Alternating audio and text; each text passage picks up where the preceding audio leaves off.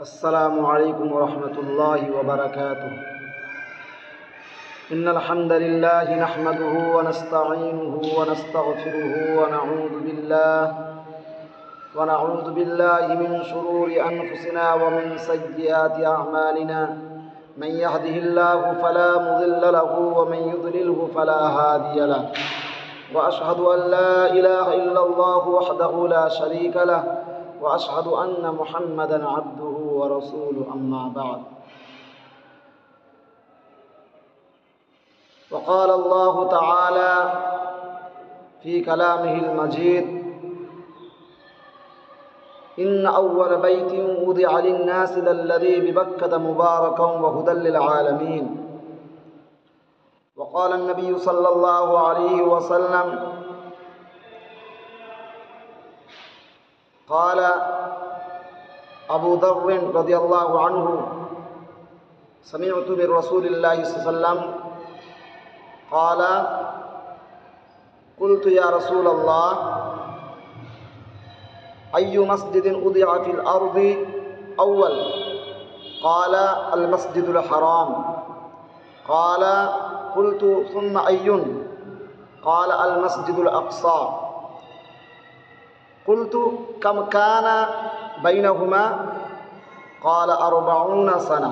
ثم أينما أدركتك الصلاة بعد فصله فإن الفضل فيه. সম্মানীয় শ্রোতাবিন্দু, আল্লাহ রাব্বুল আলামিনের অশেষ কৃপা, মেহেরবান, তার দয়া ও রহমত যে আল্লাহ রাব্বুল আলামিন আমাদেরকে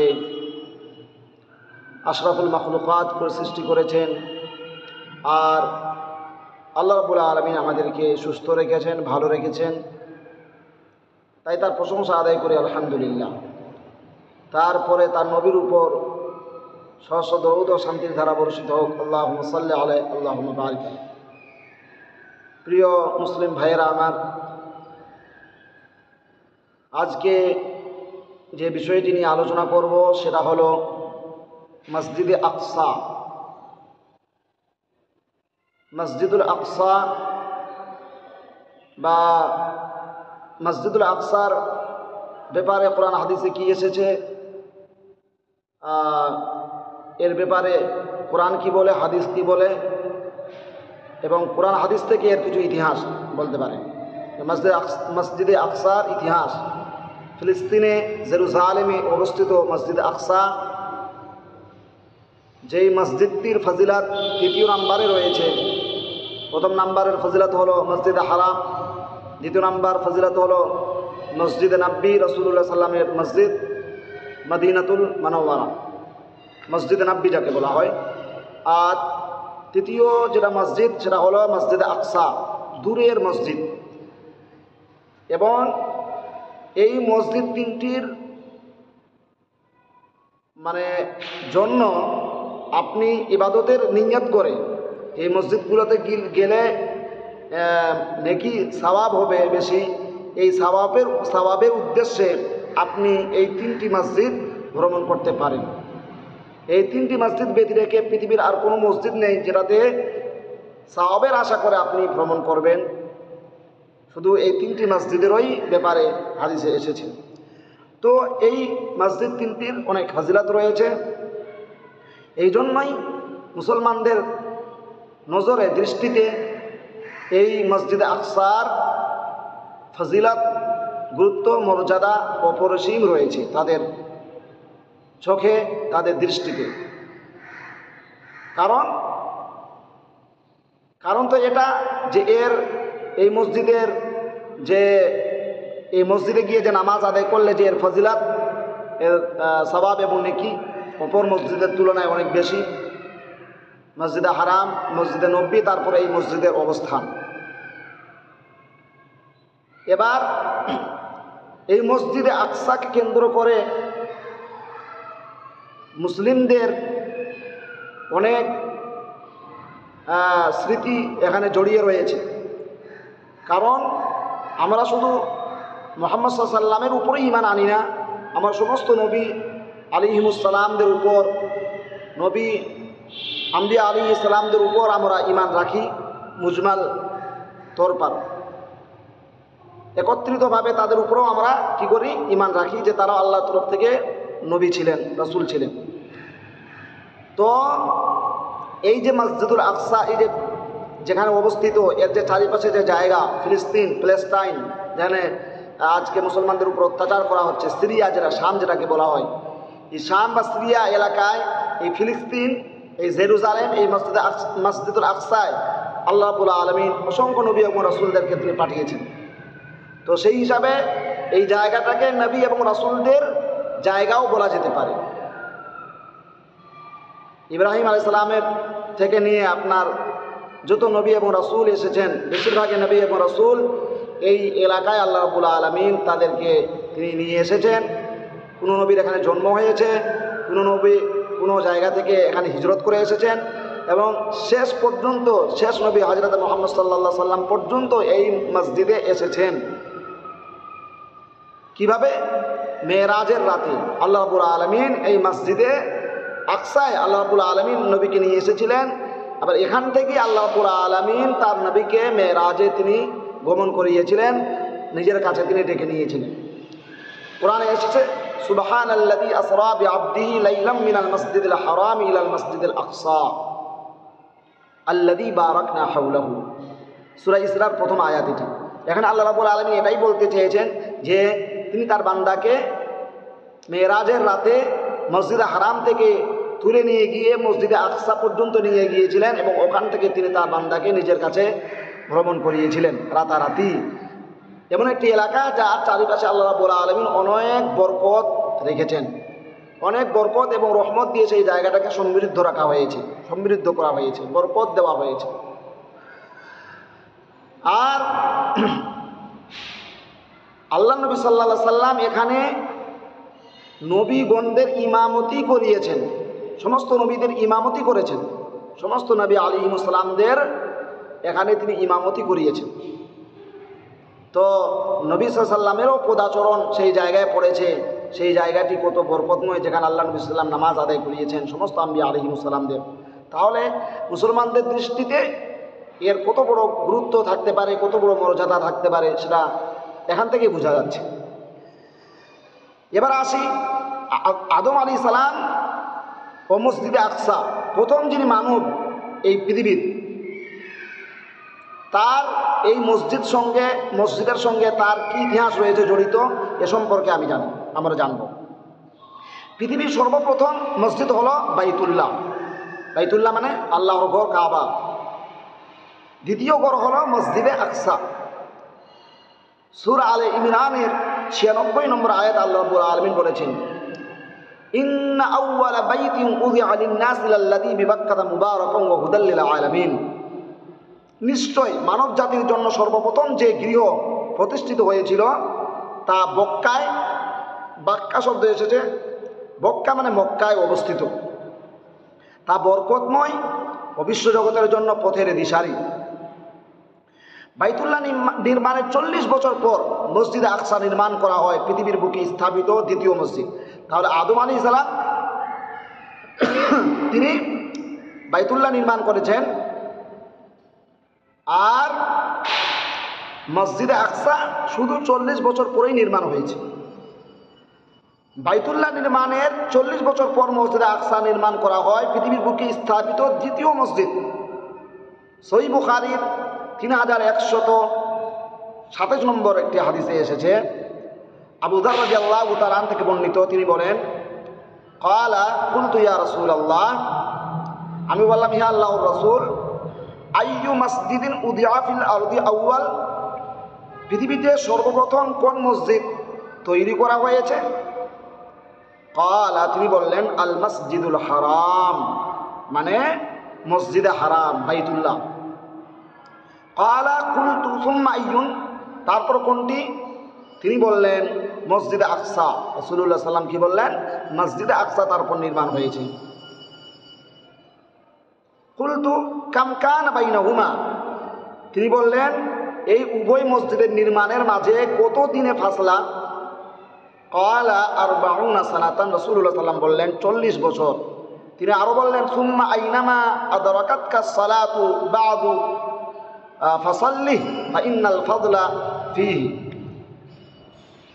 রাসূলুল্লাহ সাল্লাল্লাহু বললেন তোমরা যখনই নামাজের সময় হবে তোমাদের, সেখানেই তোমরা নামাজ আদায় করে নেবে, কেননা এর মধ্যে ফজিলত নিহিত রয়েছে।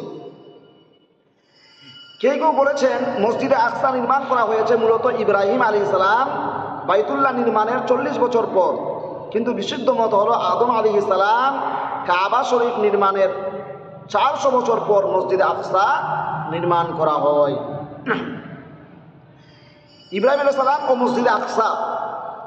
ইব্রাহিম আলাইহিস সালাম যখন তার পিতা আজর ও তৎকালীন সবচাইতে বড় ক্ষমতাধর রাষ্ট্রপ্রধান নমরুদের দ্বারা নির্যাতিত হচ্ছিলেন, কোরআনে আমরা পাওয়া যায় যে তিনি যখন প্রশ্ন তুললেন বিভিন্ন রকম, এবং কি রাষ্ট্র ক্ষমতার কাছে পর্যন্ত গেলেন, এবং অনেক রকমের যুক্তি আল্লাহ যেটা কোরআনে দিয়েছেন, বিভিন্ন রকমের দলিল তার নমরুদের সামনে উপস্থাপন করলেন, কিন্তু কোনোভাবেই কাজ আসলো না।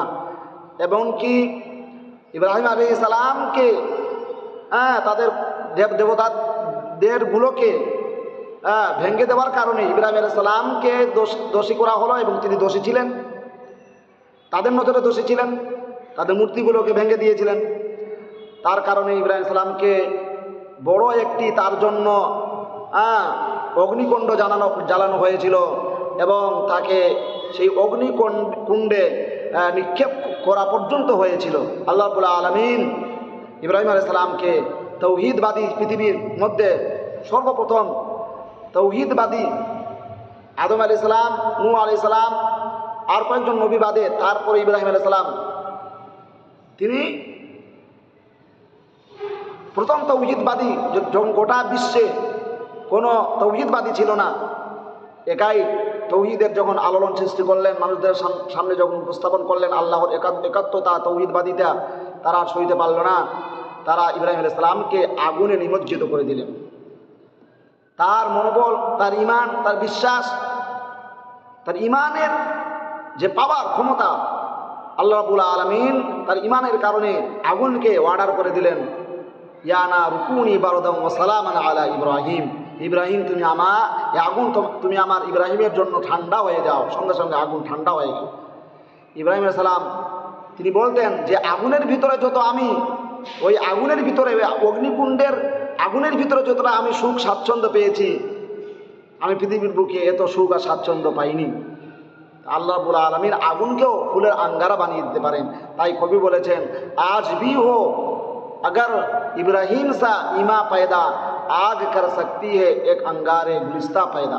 এখনও যদি ইব্রাহিমের মতো ইমান আমরা তৈরি করতে পারি, আল্লাহ রাব্বুল আলামিনের আদেশ আসবে, আগুনও কি হয়ে যাবে, ফুল বাগিচা হয়ে যাবে, আগুনও শীতল ঠান্ডা হয়ে যাবে। আজ ফিলিস্তিনে দেখুন মুসলমানদের উপর কি অত্যাচার হচ্ছে, তাদেরকে কত বড় সুপার পাওয়ার, গোটা পৃথিবীর সুপার পাওয়ার আমেরিকা, এবং তার মদতপুষ্ট অভিশপ্ত জাতি ইসরায়েল, তারা আজ মুসলমানদের উপর যে নির্যাতন করছে, এই নির্যাতন তারা করতে পারতো না, তাদের সাহস হতো না যদি আমাদের ঈমান পরিপুক্ত থাকতো।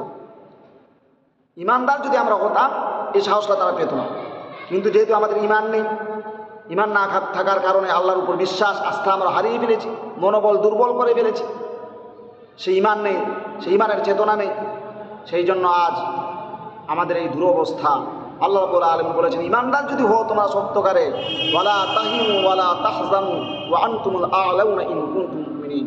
তোমাদেরকে কেউ পদদলিত করতে পারবে না, অপদস্থ করতে পারবে না, লাঞ্ছিত করতে পারবে না, অপমানিত করতে পারবে না, যদি তোমরা সত্যিকারে ঈমানদার হও। কিন্তু হতে পারিনি।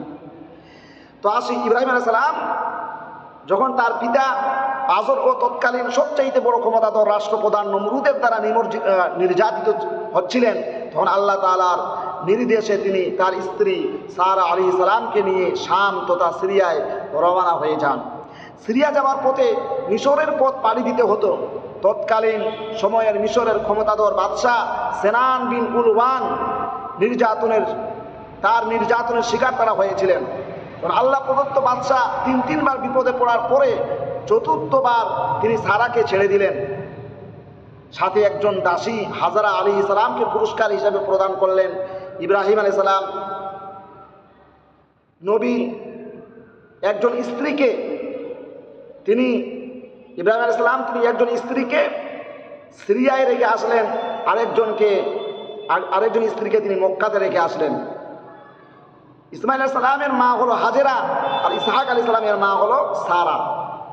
ইসমাইল নবীর মাধ্যমে ইব্রাহিম নবী মক্কা শরীফ নির্মাণ করেন আর ইসহাকের মাধ্যমে মসজিদুল আকসা নির্মাণ করেন। এক ছেলে যে ইসহাক তিনি থেকে গেলেন ফিলিস্তিনে, সিরিয়ায়, শামে, যেখানে তিনি মসজিদুল আকসা যেখানে আছে সেখানে মসজিদুল আকসা তিনি নির্মাণ করলেন, আল্লাহর ঘর। আর এখানে ইসমাইল আলাইহিস সালাম তিনি এবং ইব্রাহিম আলাইহিস সালাম মিলে বাইতুল্লাহ নির্মাণ করলেন। সেখানে ইসহাক এবং ইব্রাহিম মিলে মসজিদে আকসা নির্মাণ করেছেন। এখানে ইব্রাহিম এবং ইসমাইল মিলে তারা বাইতুল্লাহ নির্মাণ করেছেন। তাহলে ইব্রাহিম আলাইহিস সালামের দুই সন্তান দুই দিকে থেকে গেল। এই হলো ইব্রাহিম আলাইহিস সালাম এবং মসজিদে আকসার সঙ্গে ইব্রাহিম আলাইহিস সালামের কি ইতিহাস সংক্ষিপ্ত আকারে। এবার লূত আলাইহিস সালাম ও মসজিদে আকসা।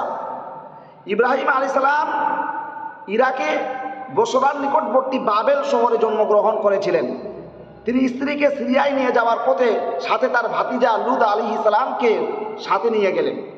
লূত ইবনে হারান, যিনি সচরাচর হযরত লূত নামে অভিহিত, বাইবেল এবং কোরআনে উল্লেখিত আল্লাহ প্রেরিত একজন পয়গম্বর, যাকে সদম ও গমরাহ নামক শহরদ্বয়ের অধিবাসীদের নবী হিসাবে নিযুক্ত করা হয়েছিল, তিনি ছিলেন নবী ইব্রাহিমের আপন ভাতিজা। ইব্রাহিমের সঙ্গে তিনি কেনানে চলে আসেন, সেখানেই তার উপর নবুয়াতের দায়িত্ব অবতীর্ণ হয়। পবিত্র কোরআনে বর্ণিত 25 জন নবীর মধ্যে ইসলামের একজন নবী, যাকে সমকামিতায় লিপ্ত থাকা স্বীয় জাতির সতর্ককারী হিসাবে আল্লাহ তাআলা নিয়োজিত করেছিলেন। সমকামিতা ত্যাগ না করায় তারা আল্লাহর আযাবে সমূল ধ্বংস হয়েছিল। লূত জাতিকে ধ্বংস করে দেওয়া হয়েছে মৃত সাগর বা ডেড সি নামক জায়গায়। সেখান থেকে তার ইমানদার উম্মতদেরকে নিয়ে তিনি সিরিয়া মসজিদে আকসায় চলে যান এবং সেখানে বসবাস করতে শুরু করেন। ওয়ানাজ্জাইনা লূতান ইলাল আরদি বারাকনা হাওলাহু, এইভাবে কিন্তু কোরআনে এসেছে যে আল্লাহ রাব্বুল আলামিন যখন তার জাতিকে ধ্বংস করে দিলেন, তখন লূত আলাইহিস সালামকে তিনি বাঁচিয়ে নিয়ে গিয়ে এবং তার জাতি যারা ঈমান নিয়ে এসেছিলেন তাকে নিয়ে একদম সিরিয়ায় চলে আসলেন। তো এই হলো লূত আলাইহিস সালামের সঙ্গে মসজিদে আকসার বা জেরুজালেমের বা শামের ইতিহাস। ইয়াকুব আলাইহিস সালাম ও মসজিদে আকসা। ইসহাক আলাইহিস সালাম, যাকে ইয়াহুদি নাসরা আইজাক বলে, তার সন্তানের নাম হলো ইয়াকুব আলাইহিস সালাম। তাকে ইংরেজিতে জেকব বলা হয়। কোরআনে তাকে ইসরাইল বলা হয়েছে। বনু ইসরাইল যেহেতু তার বংশধর, সেই জন্য তার নামে তাদেরকে বনু ইসরাইল বলা হয়। তার সন্তান হলো এখানে 11 জন। তার মধ্যে সবচাইতে ছোট ছিলেন তিনি। তার 12 জন সন্তানকে নিয়ে সিরিয়া মসজিদে আকসায় বসবাস করতেন। ইউসুফ আলাইহিস সালাম ও মসজিদে আকসা। এবার ইয়াকুব আলাইহিস সালামের ছেলে ইউসুফ আলাইহিস সালাম। ইউসুফ আলাইহিস সালাম, যাকে ইংরেজিতে জোসেফ বা ইউসেফ বলা হয়, ইউসুফ আলাইহিস সালামকে তার ভাইয়েরা কূপে ফেলে দেওয়ার পর সেখান থেকে উদ্ধার করে মিশরের বাজারে বিক্রি করে দেওয়া হয়েছিল। পরবর্তীতে তিনি মিশরের অর্থমন্ত্রী হলেন। ইউসুফ আলাইহিস সালাম তার বংশধরদেরকে মিশরে দাওয়াত করেছিলেন। তার 11 জন ভাই, তারা তার বাবা ইয়াকুব আলাইহিস সালাম সহ প্রায় 70টি পরিবার নিয়ে তারা মিশরে এসেছিলেন। পরবর্তীতে যে তারা মিশরেই বসবাস করতে লাগলেন, প্রায় 400 বছর পর্যন্ত তারা কি করেছেন, মিশরেই বসবাস করেছিলেন। ইউসুফ আলাইহিস সালাম যেহেতু মন্ত্রী ছিলেন, তাই 150 বছর পর্যন্ত তারা সুন্দরভাবে জীবনযাপন করেছিলেন মিশরের ভূমিতে। পরবর্তীতে ক্ষমতার পালাবদলে ক্ষমতা চলে গেল জালেম অত্যাচার রাষ্ট্রপ্রধানের হাতে। এদিকে ইউসুফ আলাইহিস সালাম তার বংশধররা বিপদে পড়ে গেল। ক্ষমতার মুসনাদে সমাসীন হলো ফিরআউন। এবার চলে আসলো ফিরআউনের হাত থেকে বনি ইসরাইলদেরকে রক্ষা করার জন্য এবার মুসা আলাইহিস সালাম এখানে এন্ট্রি নিলেন। মুসা আলাইহিস সালামের মিশরে এন্ট্রি নিলেন ফিরআউন যখন যে যুগে তারা রাজত্ব করছিল সেই যুগে। এবার আসি মুসা আলাইহিস সালাম ও মসজিদে আকসা। ফিরআউন কঠোর আইন তৈরি করে ইব্রাহিম নবীর বংশধরদের উপর নির্যাতনের স্টিম রোলার চালাতে লাগলো। যার বিবরণ কোরআনে দেওয়া হয়েছে।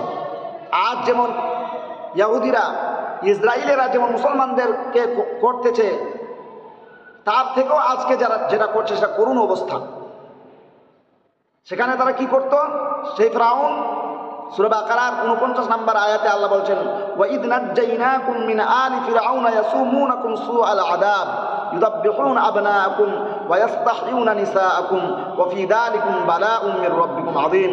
স্মরণ করো যখন আমি ফিরআউনের অনুসারী দল হতে তোমাদেরকে নিষ্কৃত দিয়েছিলাম, যারা তোমাদের পুত্রগণকে হত্যা করে ও তোমাদের নারীদেরকে জীবিত রাখে, তোমাদের মর্মান্তিক যন্ত্রণা দিত এবং ওতে তোমাদের প্রতিপালকের পক্ষ হতে এক মহা পরীক্ষা ছিল। তো সেই সময় নারীদেরকে ছেড়ে দেওয়া হতো, অন্য লোকদেরকে ছেড়ে দেওয়া হতো, শুধু ছোট ছোট বাচ্চাদেরকে হত্যা করা হতো। আজকে ইসরায়েল যেটা করছে, তারা সমূলে নারী, পুরুষ, বৃদ্ধ, মহিলা, বাচ্চা, শিশু কোনো বুঝতেছে না, সবাইকে দুনিয়া থেকে বিদায় করে দিচ্ছে। এরা তাদের থেকেও জালিম। মুসা আলাইহিস সালাম এর মসজিদে আকসার ভ্রমণ, মিশরে ফিরআউন বাহিনীর থেকে রাত্রিবেলায় যখন লোহিত সাগর পার হয়ে তিনি যখন পার হয়ে আসলেন এই দিকে, আর ফিরআউন লোহিত সাগরে তার বাহিনী সহ ডুবে গেল। পরবর্তীতে মুসা নবী কেন মিশরে রাজত্ব গ্রহণ করলেন না, মিশরে কেন ফিরে আসলেন না, এই প্রশ্ন অনেকেই করে থাকেন।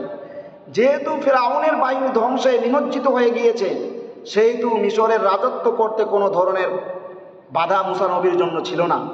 কিন্তু তিনি তার সমস্ত উম্মতদেরকে নিয়ে সিরিয়া রওনা হয়ে গেলেন। আর এর চমৎকার উত্তর হলো, 400 বছর পূর্বে মুসা নবীর বাপদাতা পূর্বপুরুষ ইউসুফ, ইয়াকুব, ইসহাক আলাইহিস সালাম যে ভূমিতে বসবাস করতেন, তিনি নিজের সেই ভূমি সিরিয়া, ফিলিস্তিনে ফিরে যাচ্ছেন।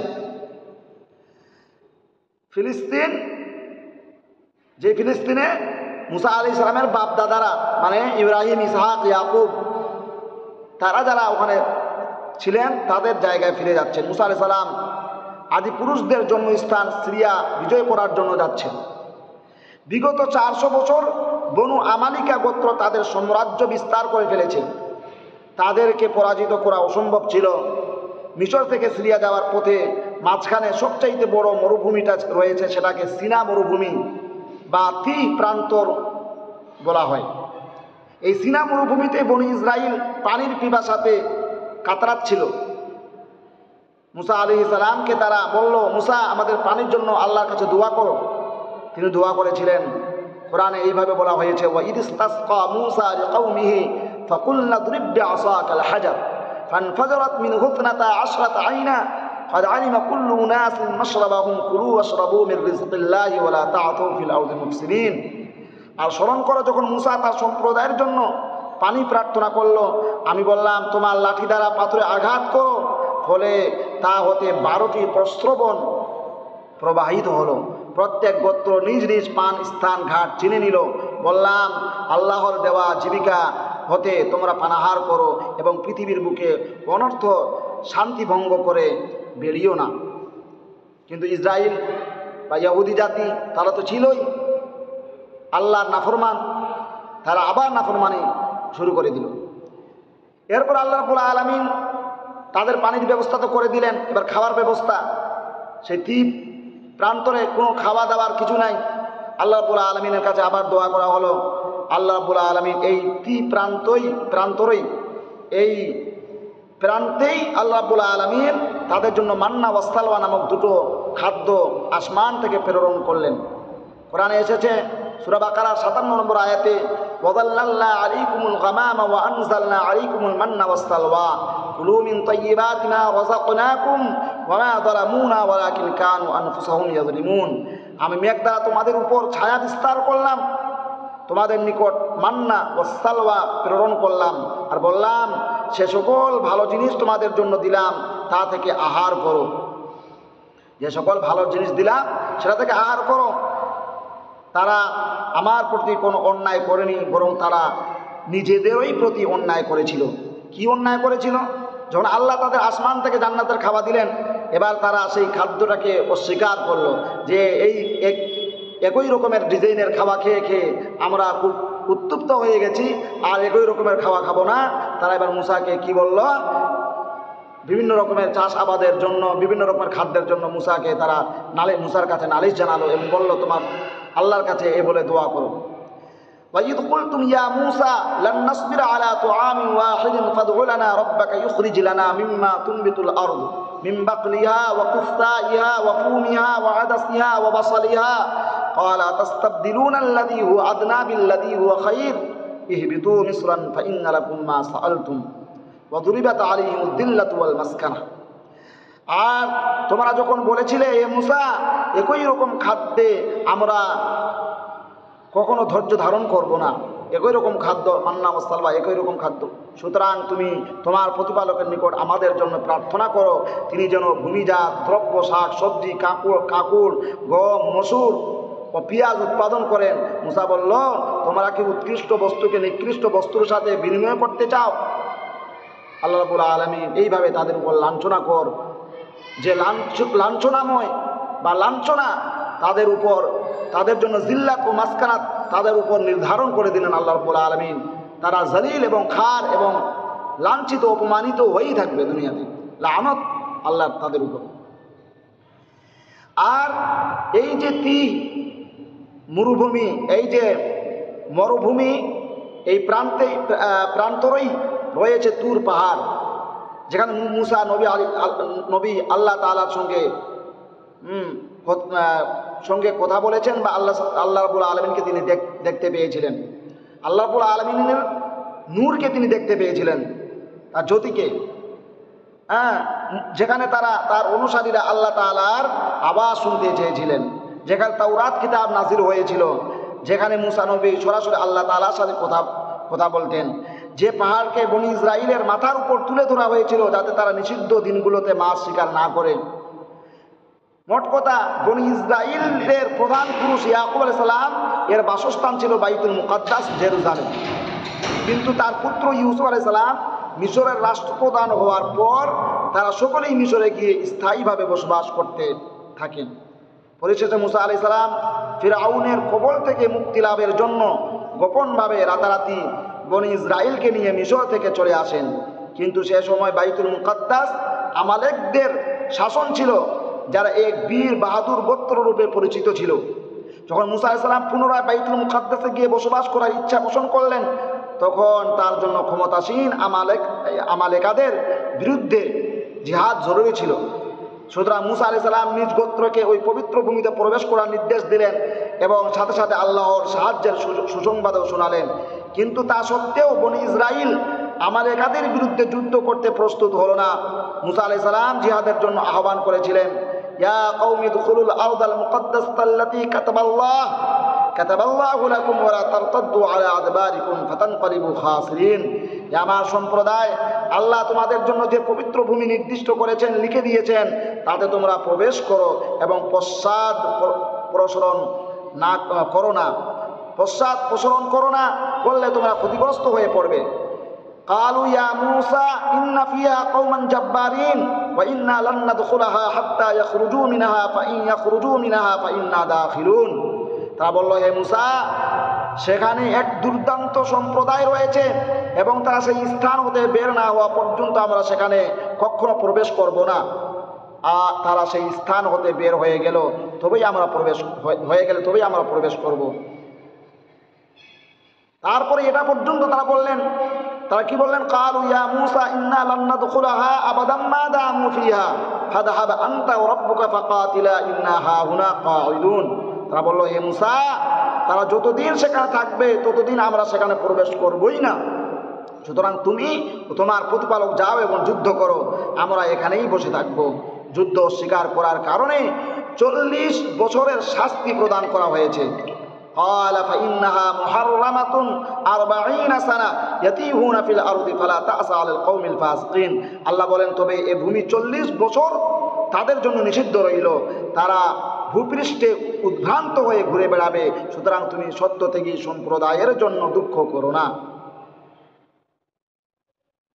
এই আয়াতগুলোতে বিবেচনা করলে বোঝা যায় মুসা আলাইহিস সালাম মসজিদুল আকসা বিজয় করতে পারেন নাই। তার হৃদয়ে বড় আফসোস, পরিতাপ ও আক্ষেপ ছিল, যার প্রমাণ পাওয়া যায় হাদিসে। মুসা আলাইহিস সালাম এর কবর বাইতুল মুকাদ্দাসে।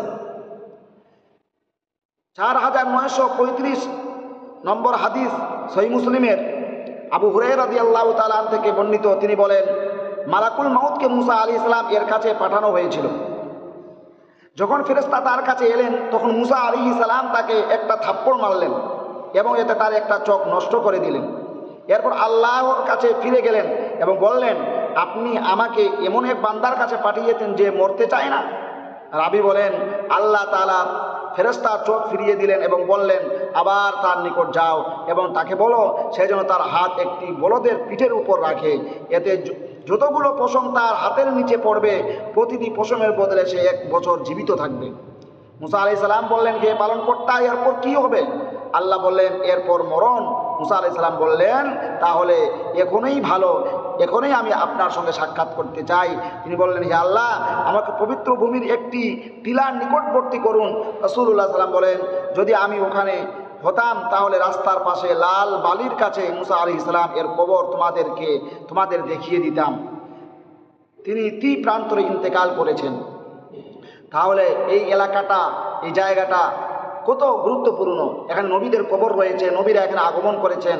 যে নবীদের উপর আমরা কি করি, একত্রিতভাবে সম্মিলিতভাবে তাদের উপর আমরা ঈমান রাখি, তাদের কিতাবের উপর ঈমান রাখি যে তারা নবী ছিলেন, তাদেরকেও কিতাব দেওয়া হয়েছিল, তাওরাত, ইনজিল, জাব্বুর এবং কুরআন, 4টি কিতাব। তার মধ্যে তাওরাত যে কিতাব রয়েছে মুসা আলাইহিস সালামের উপর নাজিল করা হয়েছিল। এবার মুসা আলাইহিস সালামের পরে আসলেন ইউশা বিন নুন আলাইহিস সালাম এর ইতিহাস, ইনার সঙ্গে মসজিদে আকসার ইতিহাস। মসজিদুল আকসা বিজয়ের জন্য মাত্র 2 জন রাজি হয়েছিল। قال رجلان من الذين يخافون أنعم الله عليهم ادخلوا عليهم الباب فإذا دخلتموه فإنكم غالبون وعلى الله فتوكلوا إن كنتم مؤمنين। তাদের মধ্যে 2 জন যারা আল্লাহকে ভয় করত, যাদের প্রতি আল্লাহ অনুগ্রহ করেছিলেন, তারা বলল, তোমরা নগর দ্বারে প্রবেশ করে তাদের মোকাবেলা করো, সেখানে প্রবেশ করলেই তোমরা জয়ী হবে, আর তোমরা বিশ্বাসী হলে আল্লাহর উপর নির্ভর করো। قال ربي إني لا أملك إلا نفسي وأخي فافرق بيننا وبين القوم الفاسقين। সে বলল, আমার প্রতিপালক, আমার ও আমার ভ্রাতা ব্যতীত অন্য কারো উপর আমার আধিপত্য নেই, সুতরাং তুমি আমাদের ও সত্য থেকে সম্প্রদায়ের মধ্যে ফয়সালা করে দাও। 2 জনের একজন হলেন হারুন আলাইহিস সালাম, দ্বিতীয় জন হলেন ইউশা ইবনে নুন। তিনি মুসা আলাইহিস সালাম এর খাদেম ছিলেন এবং খিজর আলাইহিস সালাম এর সাথে যখন সাক্ষাতের জন্য মুসা নবী গিয়েছিলেন তখন খাদেম হিসাবে ইউশা বিন নুনকে তিনি নিয়ে গিয়েছিলেন। আল্লাহ তাআলা তাকে নবুয়ত দিলেন। বনি ইসরাইলের 40 বছরের শাস্তি চলাকালীন মুসা নবী ইন্তেকাল করলেন। 40 বছর অতিবাহিত হয়ে যাওয়ার পর ইউশা ইবনে নুন বনি ইসরাইলকে নিয়ে বনু আমালিকার বিরুদ্ধে যুদ্ধ শুরু করলেন। বিজয়ের পূর্ব মুহূর্তে যুদ্ধ বিরতির প্রয়োজনীয়তা দেখা দিল, কারণ শনিবার ছিল তাদের ধর্মীয়ভাবে ছুটির দিন, আর সেদিন কোনো ধরনের যুদ্ধ বিগ্রহ চলে না। আগের সেদিনটি ছিল শুক্রবার। যদি আজকের দিনে যুদ্ধ বিগ্রহ থামিয়ে দেওয়া হয় তাহলে পরবর্তীতে মুজাহিদদের মনোবল হারিয়ে যাওয়ার সম্ভাবনা রয়েছে, যেহেতু বিজয় সন্নিকটে ছিল। ইউশা ইবনে নুন আল্লাহ তাআলার কাছে দোয়া করেছেন যেন সূর্যটাকে আল্লাহ তাআলা সূর্যকে থামিয়ে দেন। সহিহ বুখারীর 2904 নম্বর হাদিস। মুহাম্মদ ইবনে আলা রাহমাহুল্লাহ আবু হুরায়রা রাদিয়াল্লাহু তাআলা থেকে বর্ণিত, তিনি বলেন, নবী সাল্লাল্লাহু আলাইহি ওয়াসাল্লাম বলেছেন, কোন একজন নবী জিহাদ করেছিলেন।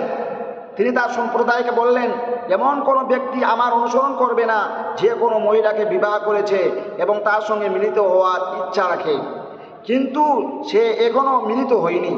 এমন ব্যক্তিও না যে ঘর তৈরি করেছে কিন্তু তার ছাদ তোলেনি। আর এমন ব্যক্তিও না যে গর্ভবতী ছাগল বা উটনি কিনেছে এবং সে তার প্রসবের অপেক্ষা করছে। তারপর তিনি জিহাদে গেলেন এবং আসরের নামাজের সময় কিংবা এর কাছাকাছি সময়ের একটি জনপথের নিকটবর্তী হলেন। তখন তিনি সূর্যকে বললেন, তুমি আদিষ্ট আর তুমিও আদিষ্ট আর আমিও আদিষ্ট, ইয়া আল্লাহ সূর্যকে থামিয়ে দিন। তখন তাকে থামিয়ে দেওয়া হলো। অবশেষে আল্লাহ তাকে বিজয় দান করেন। এরপর তিনি গনিমত একত্রিত করলেন। তখন সেগুলি জ্বালিয়ে দিতে আগুন এলো, কিন্তু আগুনটা জ্বালালো না। নবী সাল্লাল্লাহু আলাইহি সাল্লাম তখন বললেন, তোমাদের মধ্যে গনিমতের আত্মসাৎকারী রয়েছে, প্রত্যেক গোত্র থেকে একজন যেন আমার কাছে বাইয়াত করে। সে সময় একজনের হাত নবীর হাতের সঙ্গে আটকে গেল। তখন তিনি বললেন, তোমাদের মধ্যেই আত্মসাৎ রয়েছে, কাজেই তোমার গোত্রের লোকেরা যেন আমার কাছে বাইয়াত করে। এ সময় 2 ব্যক্তির বা 3 ব্যক্তির হাত তার হাতের সঙ্গে আটকে গেল। তখন তিনি বললেন, তোমাদের মধ্যেই আত্মসাৎ রয়েছে, তোমাদের মধ্যেই আত্মসাৎ রয়েছে। অবশ্যই তারা একটি গাভীর মস্তক সমতুল্য স্বর্ণ উপস্থিত করলো এবং তা রেখে দিল। তারপর আগুন এসে তা জ্বালিয়ে ফেললো। এরপর আল্লাহ আমাদের জন্য গনিমত হালাল করে দিলেন এবং আমাদের দুর্বলতা ও অক্ষমতা লক্ষ্য করে আমাদের জন্য তা হালাল করে দিলেন। শামভিল এবং তালুত আলাইহিস সালাম ও মসজিদে আকসা, ইনারও ইতিহাস রয়েছে। তারপরে এখানে আল্লাহ রাব্বুল আলামিন তালুত আলাইহিস সালামকে পাঠিয়েছিলেন জালুতের বিরুদ্ধে, এবং আল্লাহ রাব্বুল আলামিন এখানে তারপরে দাউদ আলাইহিস সালাম, সুলাইমান আলাইহিস সালাম, এদেরকে তিনি ক্ষমতা দিয়েছিলেন। তারা সবাই এই মসজিদে আকসার এই মসজিদে আকসা সঙ্গে তাদের ইতিহাস জুড়ে রয়েছে। এই জন্য এই মসজিদে আকসার অনেক ইতিহাস রয়েছে যা আমাদের জানা প্রয়োজন রয়েছে। এবং এই মসজিদুল আকসা এই জন্য আমাদের কাছে অনেক গুরুত্বপূর্ণ মর্যাদাময় একটি জায়গা, যা আল্লাহ নবী সাল্লাল্লাহু আলাইহি ওয়াসাল্লামও বলেছেন যে এই শাম, এই সিরিয়া, ইয়ামান, এই জায়গাগুলোতে আল্লাহ রাব্বুল আলামিনের কাছে তিনি দোয়া করেছিলেন, আল্লাহ এই শাম এলাকায় তুমি বরকত দাও, এই আমার ইয়ামান এলাকায় তুমি বরকত দাও। তো আল্লাহ রাব্বুল আলামিন এই জায়গাকে তিনি বরকতপূর্ণময় করেছেন, বরকত রেখেছেন। সেই জায়গাটি আজ ইহুদিরা, যারা গোটা পৃথিবীর মধ্যে যারা অভিশপ্ত জাতি, তারা আজ অন্যায়ভাবে অত্যাচারিতভাবে তারা সেই জায়গা থেকে মুসলমানদের হাত থেকে ছিনিয়ে নিয়েছে। আর তারা মুসলমানদের উপর যে আজ বর্বরতা চালাচ্ছে, আজ যে তারা নির্মমতা চালাচ্ছে, আজ আমাদেরকে বুঝতে হবে, এ বিষয়ে আমাদেরকে জানতে হবে, আমাদেরকে ইতিহাস দেখতে হবে। আর ইহুদিরা, এই ইসরায়েল জাতিরা, এরা শুরু থেকে আগাগোড়া থেকে আল্লাহর নাফরমান ছিল, সেই জন্য এরা অভিশপ্ত ছিল আর থাকবে। তারা কিছুক্ষণের জন্যই একটু ক্ষমতাসীন হলেও তাদের ক্ষমতা চিরস্থায়ী থাকবে না, এই জুলুম অত্যাচার চিরস্থায়ী থাকবে না। একদিন এই জুলুম অত্যাচার নির্মূল হবে, একদিন এই জুলুম অত্যাচার দুনিয়া থেকে বিদায় নিবে। ইনশাআল্লাহ ইমাম মাহাদির তার আগমন হবেন, ঈসা আলাইহিস সালাম পৃথিবীতে আসবেন। এই দাজ্জাল এবং দাজ্জালীয় সমস্ত ফিতনাকে আল্লাহ রাব্বুল আলামিন দুনিয়া থেকে তিনি কি করে দিবেন, তিনি এগুলোকে সমস্ত দাজ্জালীয় ফিতনাকে তিনি মুক্ত করে দেবেন এবং আল্লাহ রাব্বুল আলামিন মুসলমানদের হাতে তিনি খেলাফত দিবেন। এটার কথা রাসূলুল্লাহ সাল্লাল্লাহু আলাইহি ওয়াসাল্লাম বলেছেন, আর এটার আশা তিনি আমাদেরকে, এই আশার সুসংবাদ তিনি দিয়ে গেছেন।